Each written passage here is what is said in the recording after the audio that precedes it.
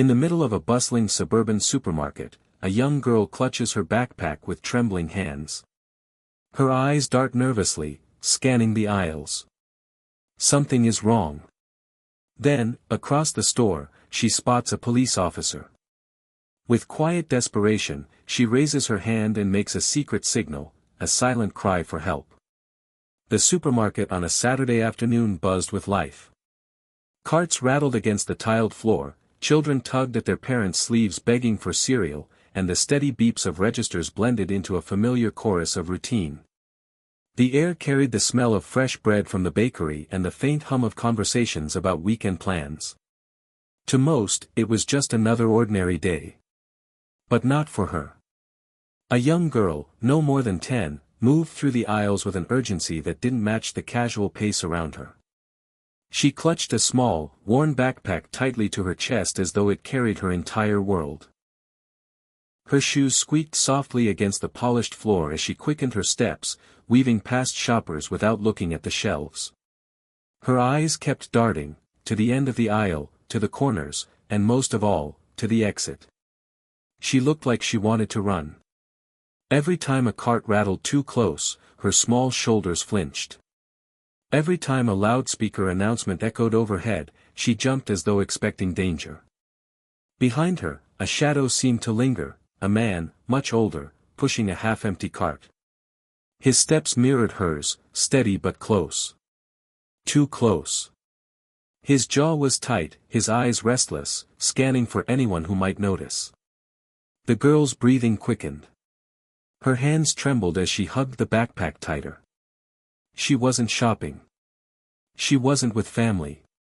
She was looking for something, or someone. And then, she saw him. At the far end of the store, near the entrance, stood a uniformed police officer. Calm, collected, scanning the crowd with practiced eyes. To most, he blended into the background, just another authority figure keeping watch. But to the girl, he was hope. Her heart pounded. Could she risk it? What if the man noticed? What if she got it wrong? For a brief moment, fear held her frozen. Then, summoning every ounce of courage her small body held, she raised one trembling hand. Slowly, deliberately, she curled her thumb into her palm and closed her fingers over it, the secret hand signal she'd been taught in school. A silent cry for help. Officer Daniels had been trained to scan a room without really looking like he was scanning. Years on the force had taught him to notice the smallest details, a nervous twitch, a misplaced glance, a tension that didn't belong. So when the little girl's trembling hand formed that signal, thumb tucked into palm, fingers wrapping down, his stomach tightened. It wasn't a child's game. It was deliberate. It was practiced. And it meant one thing: I need help. Daniel's heartbeat picked up. His instincts screamed, but his training reminded him, stay calm. Don't spook the suspect. Don't scare the child. He shifted his posture casually, pretending to study a shelf of cereal boxes. His eyes flicked past the girl to the man trailing behind her. Mid-40s, disheveled, a sheen of sweat on his brow despite the cool air of the store. His hands gripped the cart handle too tightly, knuckles white. He wasn't shopping, the cart carried only a couple of random items tossed carelessly inside. No groceries. No list. Just a prop.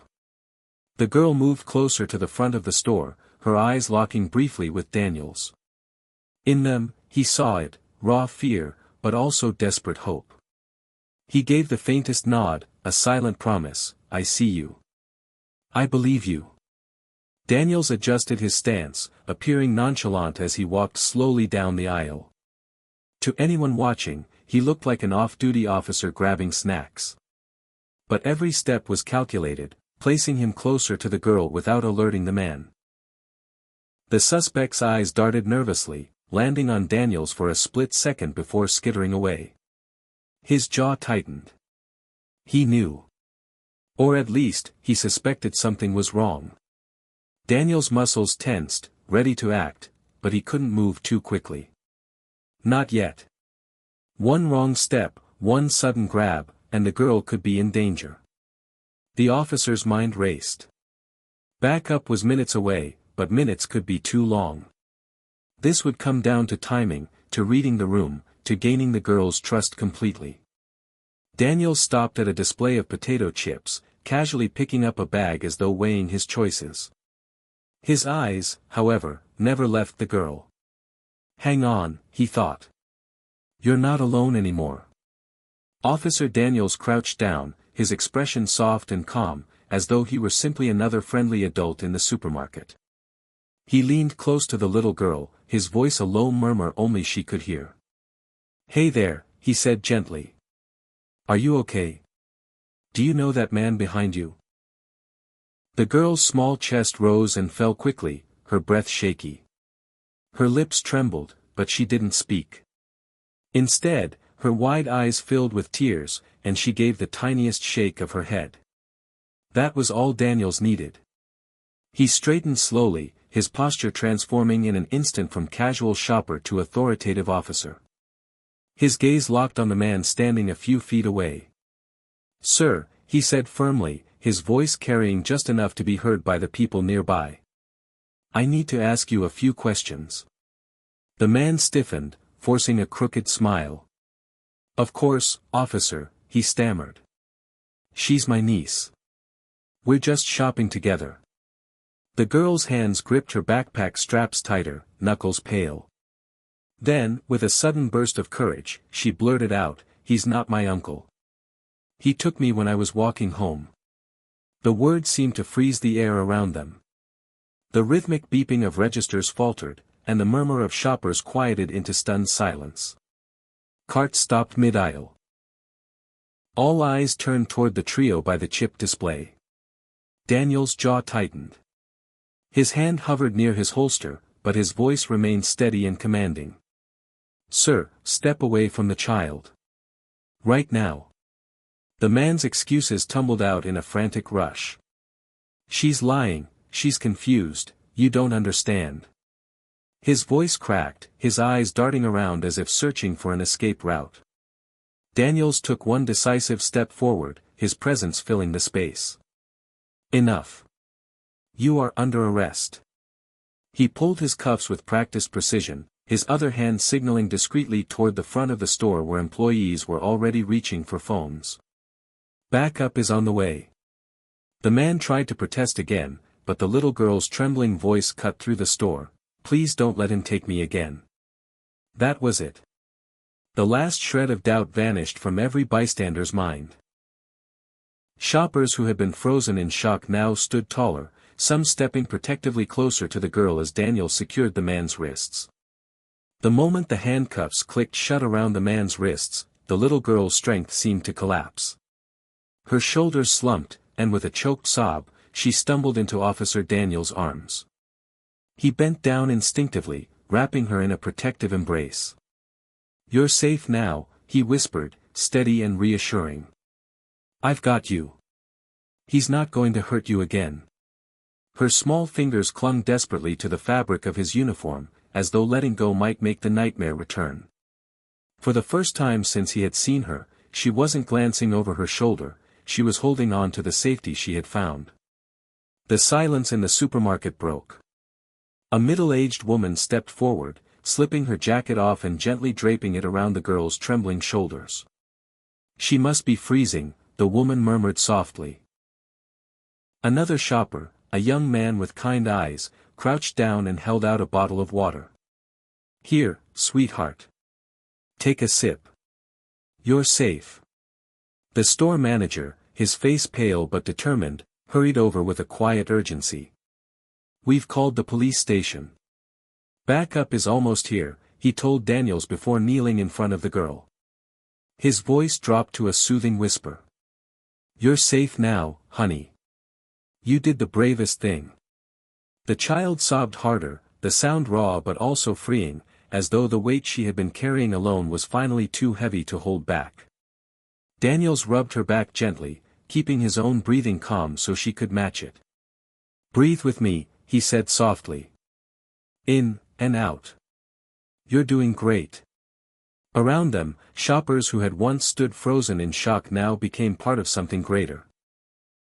An elderly man offered a pack of tissues, while a young mother distracted her own children by pointing them toward the candy aisle so the girl wouldn't feel like she was on display. Compassion rippled quietly through the store, a dozen small gestures weaving into one act of community care. Moments later, the distant wail of sirens grew louder. Relief washed over Daniels as two uniformed officers entered the store, taking custody of the restrained man. Gasps and murmurs spread as he was led away, his protests drowned out by the firm grip of justice. The girl's tears slowed, her sobs softening into hiccups. She lifted her head just enough to whisper against Daniel's shoulder, "Thank you." And in that instant, the crowded supermarket didn't feel like just another busy Saturday, it felt like a sanctuary. The supermarket doors swung open again, and this time it wasn't officers, it was the girl's parents. They rushed inside, frantic and breathless, their eyes searching wildly until they found her. "Emma," her mother cried, her voice cracking with relief. The little girl turned, and before Daniels could loosen his hold, she flew into her mother's arms. Her father joined, wrapping both of them in a fierce embrace. The family clung together in a tangle of tears, sobs, and whispered reassurances. It was raw, it was messy, but it was the purest expression of love. Officer Daniels stood quietly a few feet away, his chest heavy with emotion. He'd seen reunions before, but this one felt different. He had witnessed the exact moment fear gave way to safety, and it struck something deep within him. Emma's father finally pulled away, his voice thick as he looked at Daniels. "How can we ever thank you?" Daniels shook his head gently. "Don't thank me. Your daughter is the brave one. She remembered the signal, and she used it. She saved herself." He crouched down so Emma could see his eyes. "You were the hero today. Never forget that." The little girl sniffled, nodding as her mother brushed back her hair. By now, the crowd of shoppers had gathered again, not gawking, but watching with softened faces. The atmosphere in the store had shifted. No one was impatient anymore. No one was annoyed about waiting in line. Every single person understood they had been witnesses to something far bigger than groceries and weekend errands. A reporter from the local news station, who had arrived with the backup officers, approached Daniels quietly. "People need to hear about this. Stories like this, they change lives." And indeed, within hours, Emma's story began spreading. The secret hand signal, once known only to teachers, police, and a few organizations, was suddenly a household phrase. Parents taught it to their children. Schools added it to safety lessons. Communities began talking about how to watch for the smallest signs of distress. When asked for a statement, Daniels only said, "I was just doing my job." The real hero is this little girl, and the people who cared enough to notice. The story ended not just in headlines, but in hearts, a reminder that sometimes the smallest voices carry the loudest cries for help. And when courage meets compassion, ordinary people become extraordinary heroes.